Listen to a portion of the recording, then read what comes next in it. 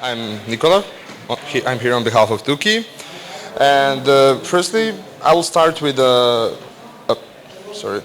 I'll start with the problems and how we came up to idea to go with the upgradable pattern.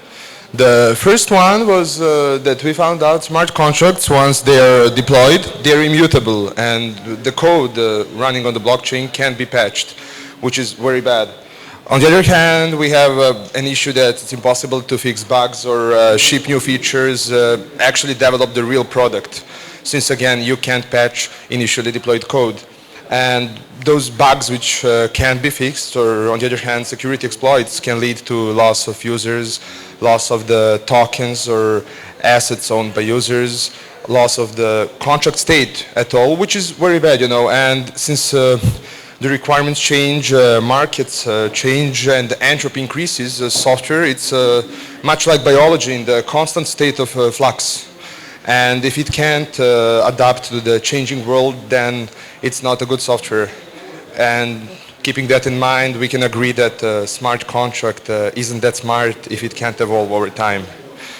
So I will start with a short, high-level overview of how upgrading, like proxy contract work, and how it's happening actually. When this is just the high-level overview of it, and what happens with a user who is like user of your dApp wants to send a transaction or do some function call on the contract. He submits it to the upgradability proxy contract, which I will deep dive into later, which does very simple work. It just delegates its call to some current active version which does all the logic. That version performs all the necessary logic and returns back the result and writes all the state into the proxy contract. So actually proxy contract is one that operates and that's keeping the state. Logic contract is just like plug and play, so you can replace it continuously and upgrade and update your logic and everything what's happening in the smart contracts. So moving forward, we can get a closer look to this upgradability proxy firstly, which is the red one. Let me just, this one, which inherits two contracts. One is a proxy contract, another one is upgradability storage. The proxy contract by itself holds only delegate call function, which will just forward call to selected implementation. And on the other hand, upgradability storage is holding the address of the manager, because all those upgradable contracts have to be stored somewhere. And we decided to go with a single point of storage where we have a manager contract who is in charge to store all these addresses of our upgradable proxies, etc. So it inherits these two structures, and this is actually the contract that operates. So by itself, it doesn't have a lot of code deployed on it. On the other hand, we see here like we have like three contracts, A, B, and C, and let's assume A, B, and C are just the versions, version A, version B, version C of some specific contract with some changes. And if we take in mind, it's just inheriting this upgradable contract, which is kind of wrapper for the upgradability storage. Because of the Ethereum bytecode and the resolving on EVM level, we needed to keep the same like top storage structure. So upgradability storage is on the top of hierarchy. And just going back to the previous slide, we see that this upgradability proxy will actually delegate call and use one of these currently active implementations to do work for him and just get back and write the state into the upgradability proxy contract. So if we move forward again, we'll see this picture which we have been explaining now here. And this is just a bit more expanded with the eternal storage upgradability pattern we decided to go with, which is contained actually of separated storage and logic contracts. So we have one contract which is just in charge of storage, and one contract which is in charge of logic performed. Of course, both of them have their implementations and work as proxies. So let me show here. Let's assume those two contracts are the ones who are in charge and they're delegating calls, turning again back to previous and two slides before, which inherit the same structure. On the other hand, we have the logic implementation, which has to implement this interface structure, containing of pointer to Tuki Singleton registry in our case, which is the manager contract I mentioned, the contract which has all addresses stored on itself, and pointer to the proxy contract. So this is the pointer to proxy contract, which is this one, which is in charge on operating the storage.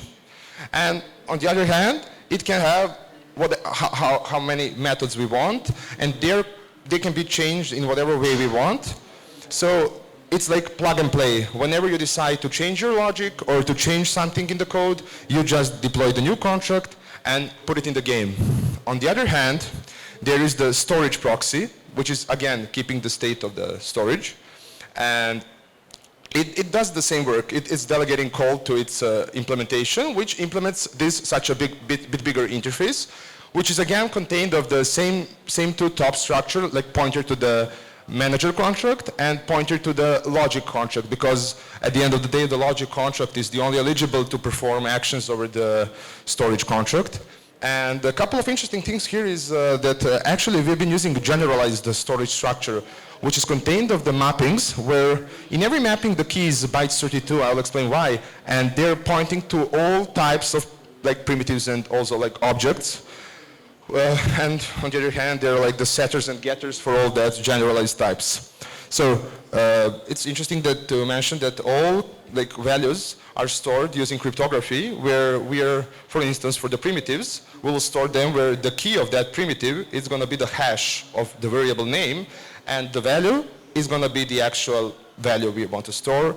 On the other hand, for a couple of bit complex storage structures like mappings, we needed to use a different structure, so we decided to hash the mapping name and the key for that mapping to produce the key for the actual mapping in storage. For instance, if we want to, I'll just give a quick example. If you want to say, I want to map like days in a week to its names, so like one is Monday, two is Tuesday, etc. And the mapping name is going to be like days in week. I can produce the key for every day, which is going to be a string to get it, like hash of the mapping name, which is days in week, and the number, which is going to be the respective key in our, like one is going to be for the Monday, two for the Tuesday, etc. Oh, I'm sorry.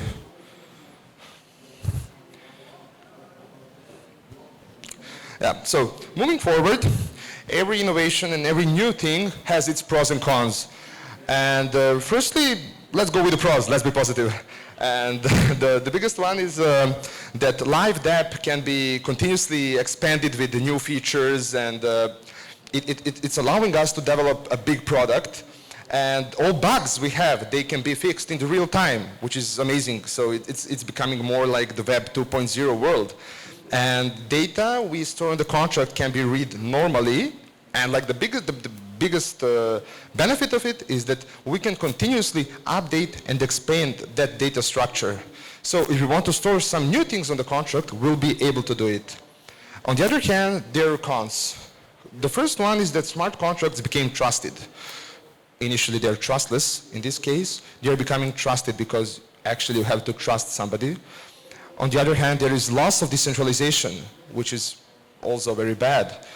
It's increasing number of internal transactions, since instead of having one contract operating, we have a couple of contracts operating the same functions and the same logic. And on the last thing, it's that increases the code base, which is again getting just rapid, more and more complex. But every problem has its own solution. So I will try to explain how this upgrade process works, and that's going to bring the solution by itself. So it's contained of 3 steps, where first step is just deploying that new version of implementation to the blockchain. And we can agree that that can be done by anyone, since anyone can deploy whatever he wants to the blockchain. So all that person needs to have is the access to the code base, assuming that everyone can do it. The next step is like the first layer of a firewall, which will restrict that deployment, only like adding it actually to our pool of contracts and entering to our system. It is this second step, adding that address as a new version to our manager. And that is layer which is restricted only to our whitelisted maintainers. So we're trying to keep it like safe and to keep the versions numbered in order. And the third point is the beauty of it, because the actual upgrade can only happen if decentralized autonomous organization, which is operating over the whole system and it's on the top of hierarchy, votes for it and reaches the quorum. So on the other hand, it actually brings back decentralization, since you're trusting decentralized autonomous organization, and we can agree that contracts are actually still trustless. In that case, we think that we solved the biggest problems which actually upgradability brings. Moving forward, I will explain that we have succeeded applying this pattern on a very big repository, as Eitan mentioned at the beginning of the talk. And like the smart contracts architecture by themselves, it's contained of 3 layers. The first layer, of course, they are the smart contracts, split it into singleton and ephemeral contracts.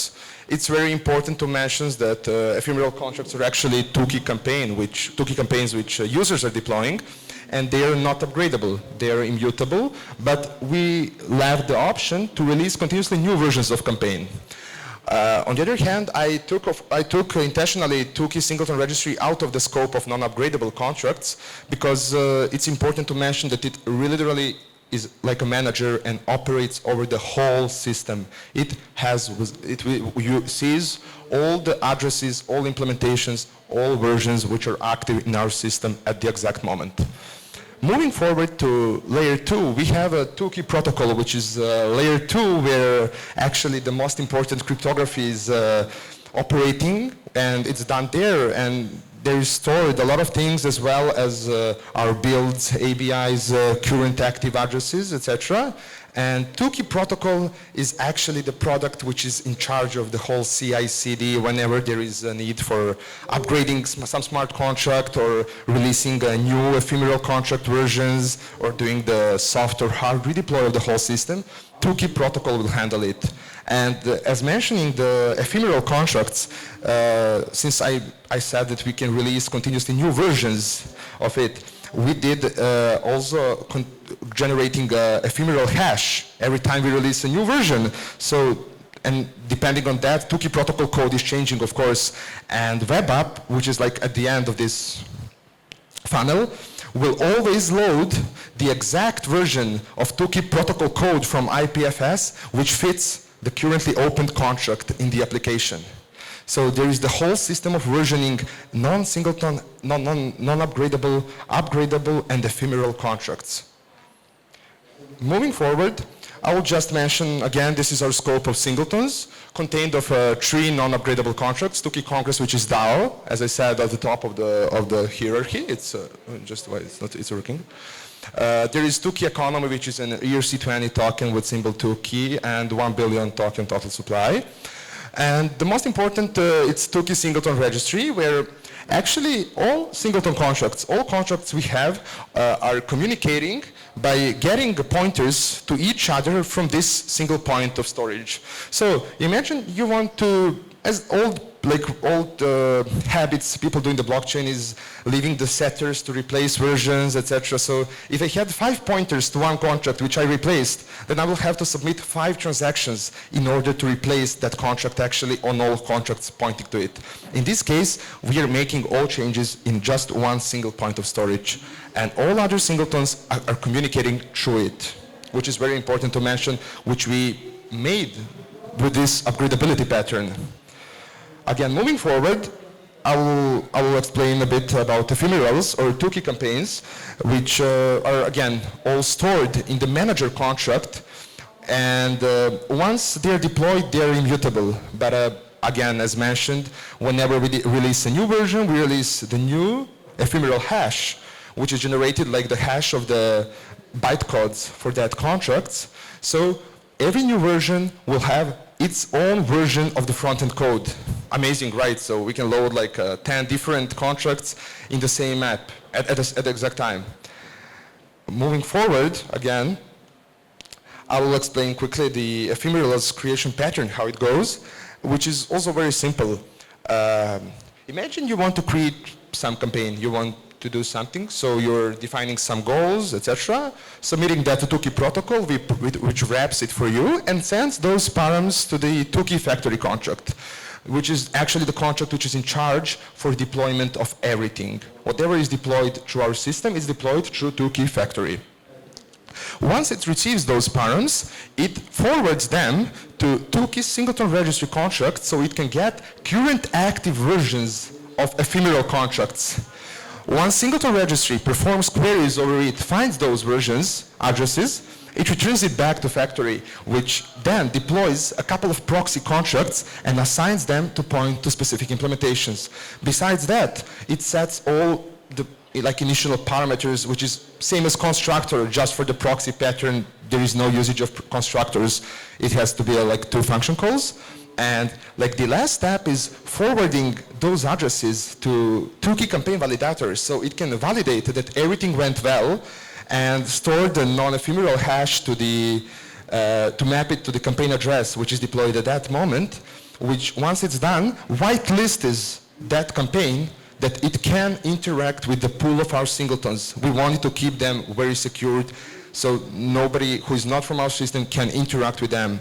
Going back, it emits event through two-key event source contract, which is the last point of campaign creation, and there is also one catchy thing we did, that all events emitted from our system are going from the same contract. So we can then query with GraphQL and get the data we want from it. Once two-key event source emits an event, the campaign is created with the newest version of protocol and the newest version of the smart contracts. That would be it from my side, Eitan. You can continue.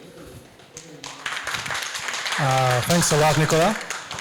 If you found this to be a bit too fast or too complex, we're having an open night tomorrow. In our offices, we're going to do the same presentations over again in a more prolonged manner where you can also ask questions. Of course, you can reach out to anyone from the team and ask later. This really works in a very large scale. It's worked successfully.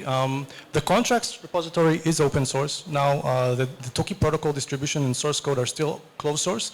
But the contract containing most of what Nicola has described is there. And, well, there's a lot of contracts we've been able to basically facilitate through this. Regarding the CI/CD, I think we're a bit out of time to discuss, but you can review the code in the Toki Builder JavaScript file. It's on the contracts repository. It's a really interesting process where we bundle together all the contracts code, all the protocol code, deploy it to NPM, and then it later finds its way to IPFS. This is basically what allows the web app to load multiple versions of the protocol per the campaign, per the specific contract that is being interacted with at the moment by the users. It's a really, really cool process. Unfortunately, I don't think we have time now to explain it in a way that will be legible, but you're welcome to reach out to anyone from the team. You're welcome to our offices tomorrow. And basically the way that it works ultimately is that it all works with the two-key smart links. So these basically contain two hashes. One hash for the code, which allows browsers to download a very specific version of JavaScript, TypeScript, etc. from IPFS, right? That's what allows our browsers interacting with two-key links to form multi-party state networks, right? They're like forming an ad hoc sort of shard per campaign or per contract. And what allows them to act in unison is this code hash that makes sure that all the browsers in the same multi-party state network are downloading the exact same version of the two-key protocol code. The second is the state hash. We won't go into it. If you're interested in how this works in maintaining multi-party state networks, multi-party state chains, then catch our next presentation, 4:30, with our chief scientist. We'll go very, very deep into the cryptography there. Lastly, I invite you to see it working live.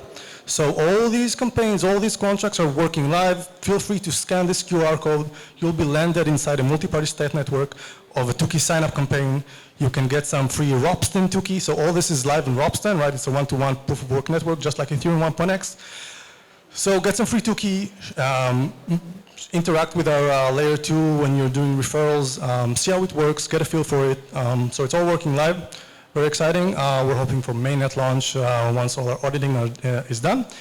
I think that's it for now. So thanks for listening. Thank you very much, Nicola, for your great work. Enjoy the rest of your day.